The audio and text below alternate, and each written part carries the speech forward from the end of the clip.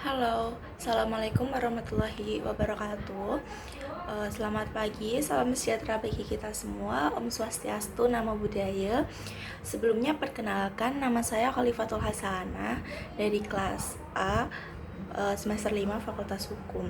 Dalam hal ini saya akan menjelaskan analisis tentang kasus pidana anak dalam materi hukum klinis kita kali ini. Nah, pertama-tama marilah kita panjatkan puja dan puji syukur atas kehadirat Allah Subhanahu wa taala yang telah memberikan kita kenikmatan berupa kesehatan sehingga kita bisa membuat video tentang analisis kasus pidana ini.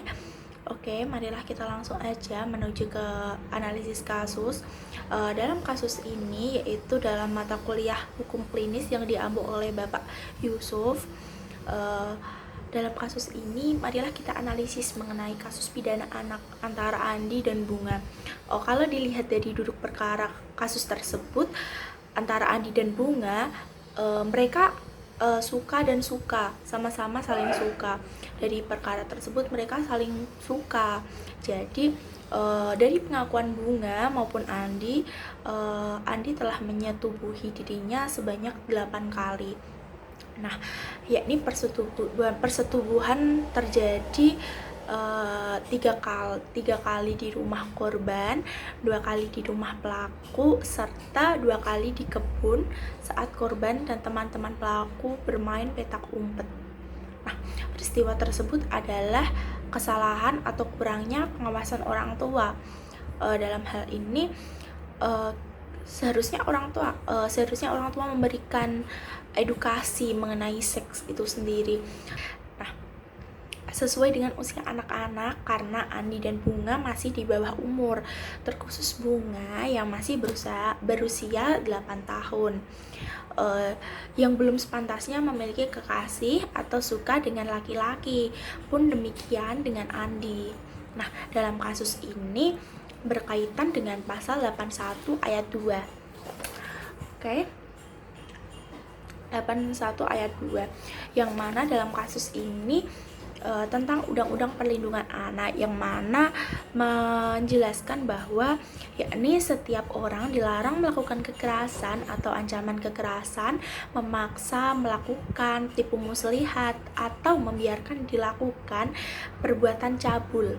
Nah, dalam pasal tersebut juga tertera bahwa hukuman pidana yakni paling lama 15 tahun dan denda 5 miliar. Namun yang terjadi pertanyaan di perkara ini adalah apabila Andi dipidana apakah bisa atau tidak, karena dalam hal ini kita mengingat kembali bahwasannya Andi merupakan anak di bawah umur yang mana masih di bawah 18 tahun. Nah,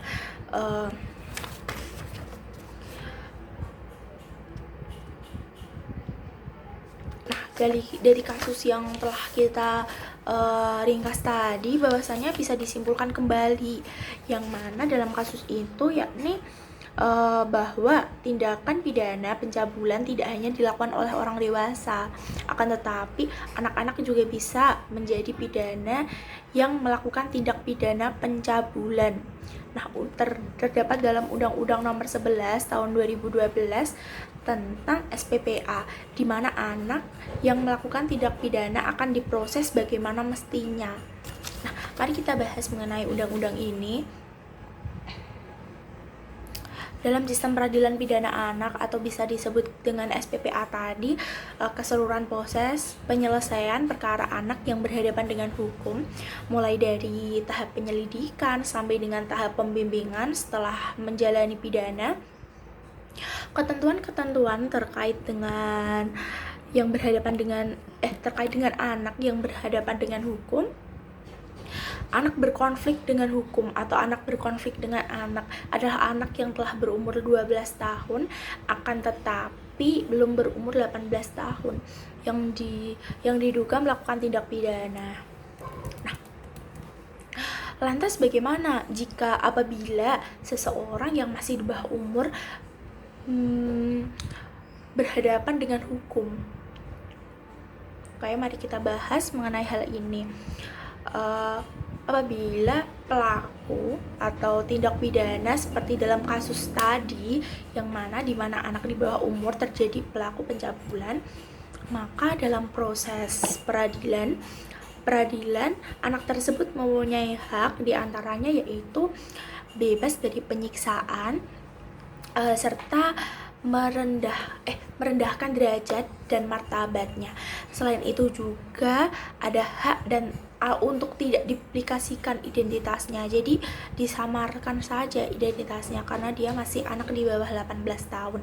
Selain itu juga jadi ketika pelaku pencabulan maupun korban pencabulan masih anak, maka identitasnya wajib dirahasiakan dalam pemberitaan di media cetak atau elektronik pun dengan media sosial. Jadi misal ada anak yang melakukan pencabulan dan masih di bawah umur, maka identitasnya diwajibkan untuk disimpan terlebih dahulu atau tidak disebarluaskan atau tidak dipublikasikan. Nah, dalam hal ini diatur dalam pasal 19 ayat 1 Undang-Undang nomor 11 tahun 2012 tentang sistem peradilan pidana anak. Seperti yang kita jelaskan tadi bahwasannya anak yang di bawah 18 tahun identitasnya tidak boleh dipublikasikan setelah dia melakukan tindak pidana, karena itu pun akan berdampak di masa depannya nanti. Kita lanjut lagi di dalam undang-undang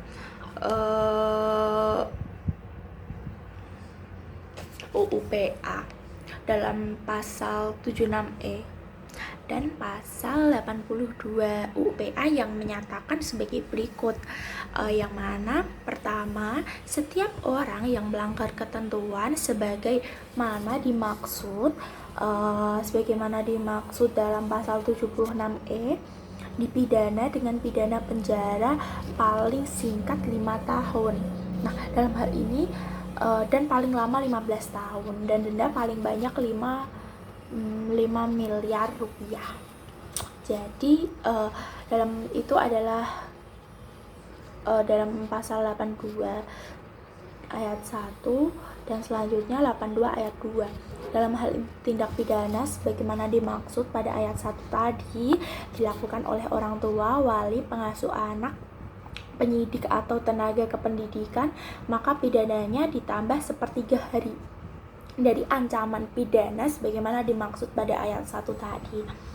Maka dengan permasalahan di atas, maka Andi adalah seorang anak dan sebagai pelaku yang masih berusia 13 tahun, di mana dalam hal ini anak yang melakukan tindak pidana akan dikenakan pertanggungjawaban apabila usianya telah mencapai 14 tahun. Apabila di atas 12 tahun dan belum 14 tahun, maka ketika melakukan tindak pidana, saksi yang melihat kejadian tersebut, saksi dijatuhkan hanya berupa tindakan paling lama ketika dia masih di bawah 14 tahun atau di atas 12 tahun, dia tak akan mendapatkan sanksi. Nah, sanksinya ini dijatuhkan hanya berapa tindakan paling lama setengah dari pidana penjara orang dewasa. Terdapat dalam pasal 69 ayat 2 Undang-Undang nomor 11 tahun 2012 tentang SPPA. Oke. Mari kita lanjut lagi dalam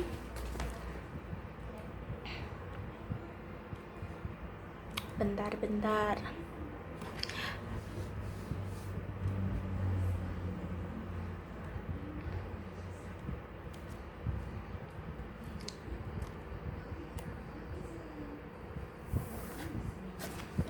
Kita lanjut mengenai tindak pidana pencabulan yang dilakukan oleh Andi. Berdasarkan pasal 82 ayat 1 Undang UU-PA, tidak ada alasan untuk menghapuskan pidana bagi si Andi dan mampu bertanggung jawab secara jasmani dan rohani, dan dia harus sehat secara jasmani maupun rohani. Bentuk sanksi tindakan yang dijatuhkan kepada Andi berdasarkan pasal 82 ayat 1 Undang-Undang Nomor 11 Tahun 2012 tentang SPPA meliputi yang pertama, pengembalian kepada orang tua atau wali, yang kedua, penyerahan kepada seseorang, yang ketiga, perawatan di rumah sakit jiwa, yang keempat, perawatan di LPKS, yang kelima, kewajiban mengikuti pendidikan formal atau pelatihan yang diadakan oleh pemerintah atau badan swasta. Yang keenam, pencabutan SIM. Pencabutan SIM.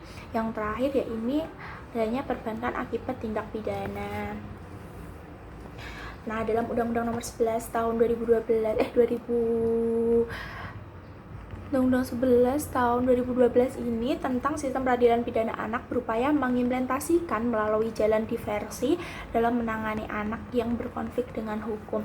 Contohnya seperti Andi ini, dia untuk pelaksanaan diversi anak yang berkonflik dengan hukum ada syarat yang harus dipenuhi, yakni diversi hanya dapat diupayakan terhadap tindak pidana yang diancam dengan pidana penjara di bawah 7 tahun. Yang kedua, bukan merupakan pengulangan tindak pidana. Jadi ketika dia sudah melakukan tindak pidana seperti itu di masa lalu, maka ketika masa sekarang dia telah melakukan lagi, maka dia tidak dapat melaksanakan diversi anak karena dia terdapat pengulangan. Kalau kasus Andi ini dia belum pernah mendapatkan tindak pidana, jadi tidak termasuk pengulangan. Oke, dalam kasus tindak pidana pencabulan yang dilakukan oleh Andi melanggar pasal 76 UU PA, maka diversi tidak dapat diupayakan. Karena apa?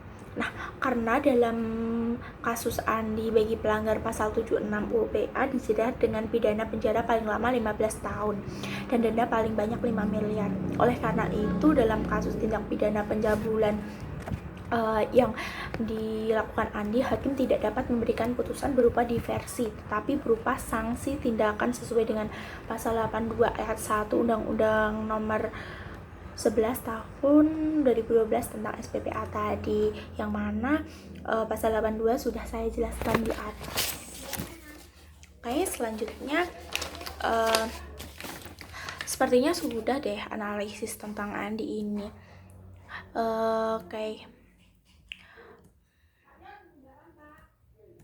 Oke, mari kita mengaitkan dengan suatu sistem peradilan, yakni sistem peradilan anak yang dijelaskan pada undang-undang.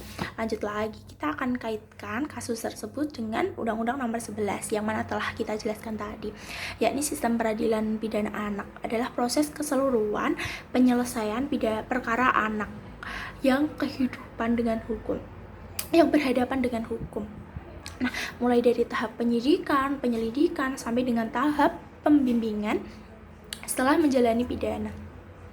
Namun dengan hal ini, sistem peradilan pidana anak wajib mengutamakan pendekatan keadilan restoratif, dan dalam sistem ini wajib diupayakan diversi seperti yang telah saya jelaskan tadi ya, dimana ringannya perbuatan keadaan pribadi anak atau keadaan pada dilakukannya perbuatan atau yang terjadi kemudian dapat dijadikan dasar pertimbangan hakim untuk tidak menjatuhkan pidana atau mengenakan tindakan dengan pertimbangan segi keadilan dan kemanusiaan.